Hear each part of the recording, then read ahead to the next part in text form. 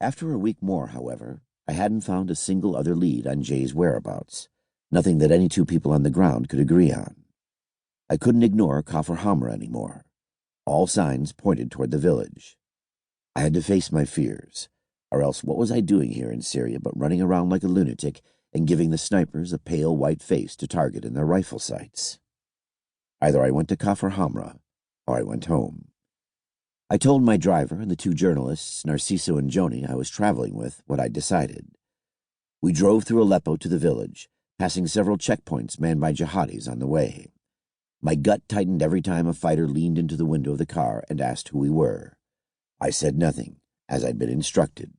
Narciso and Joni also stayed silent. These were the moments we dreaded the most. I was bone-tired. My skin was peeling from sunburn, and I'd already lost 10 pounds. If I never saw another plate of hummus again, it would be too soon for me. I wanted a hot shower, a glass of good whiskey, and a real bed. But I couldn't leave Syria without coming to this place. We pulled up to the villa, larger than I imagined and painted the color of sand. There were two armed men standing guard, their faces covered by balaclavas. They pointed their AK-47s at the hood of the car. "Who are you?" one said in Arabic. The driver answered, "He is the father of the Belgian, looking for his son." The two men consulted between themselves. One of them ran inside. I waited in the car, needing a smoke. Was Jay inside there? Would I see his face and embrace him at last? Or would they tell me that he was dead?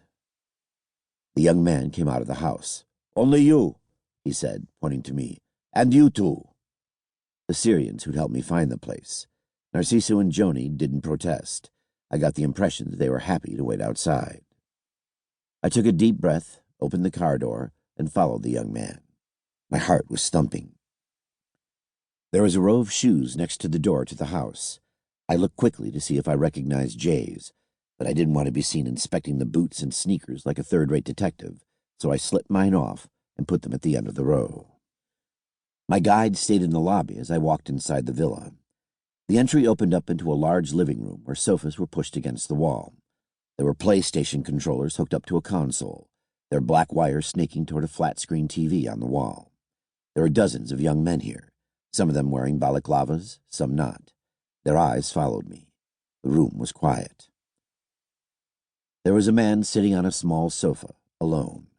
He had intense black eyes, a broad nose, long flowing black hair, and a thick black beard. He looked like Jesus, honestly, which was a bit weird, but then again, so many of the Islamic fighters did. His right leg was pulled up onto the sofa, a cushion beneath the knee. He appeared to be wounded. I didn't find out until later, but this was Abu Absi, the first emir in Syria to swear allegiance to ISIS, something that had happened only months before. That's what the people in Aleppo had been warning me about, how insane this new group that called itself the Islamic State really was.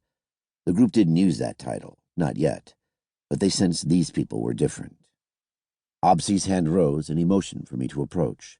I took a few steps. I felt that if I moved too suddenly toward the emir, I assumed he was the emir, that I would be cut down by a spray of bullets before I could reach him. I sat down on the carpet in front of Absi.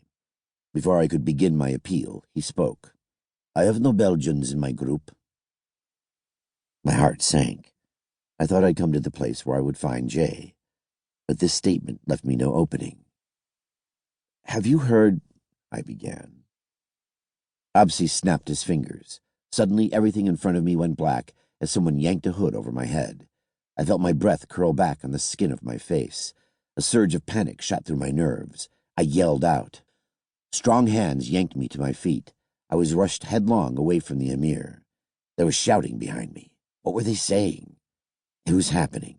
The scenario I dreaded. What had happened to Daniel Pearl and other Westerners. Kidnapping, imprisonment, beheading. I tried to get away, but the hands that held my arms were clasped on them with a powerful grip. I felt the ground beneath my feet fall away. I lurched forward, thinking I was being thrown into a pit. I turned my head away and braced for the impact. But my feet struck something. Stairs. We were going down into the basement. I clambered down 5 or 6 stairs. People were yelling things in Arabic, angry voices.